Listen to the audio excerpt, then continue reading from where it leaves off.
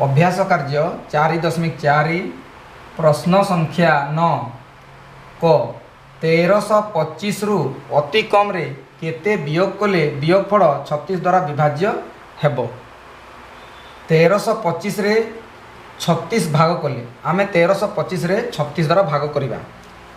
36 3 है आमर 108 एठी लिखिली मु 108 2 रु 8 जीवनी 12 रु 8 गले 4 एपटे रहा 2 रु 0 गले 2 ये 5 को ओह्लैवा। तो बर्तमान आम देखा 36 को पुणी केते गुणिबा आमर 245 आसब। तो 36 गुणन 6 समान आमर है 216।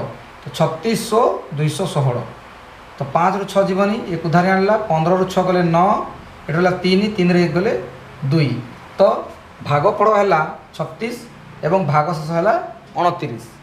तो 1325 रे 36 द्वारा भाग कले 36 पड़ी आमर 29 बढ़ला। बर्तमान 1325 रु अति कम रे 29 वियोग कले वियोगफल 36 द्वारा विभाज्य हेबो। एटा होछि आमर उत्तर। 1325 रु अति कम केते वियोग कले वियोगफल 36 द्वारा विभाज्य हेबो। तो आमे कहबा 29 वियोग कले वियोगफल 36 द्वारा विभाज्य हेबो। बर्तमान आसीबा ख को 1325 अति कम रे केते जोग कले ताहा 42 द्वारा विभाज्य हेबो। आमे प्रथमे देखिबा 1325 रे 42 द्वारा भाग करिबा।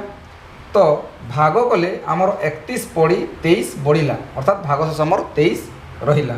तो 42 बढ़िबा पई आवश्यक पड़ुछि एणु 42 वियोग 23 समान 19 एटी वियोग कले 19 हला। तो संख्या रे 19 जोग कले संख्याटी 42 द्वारा विभाज्य हेबो। एहा होछि आमर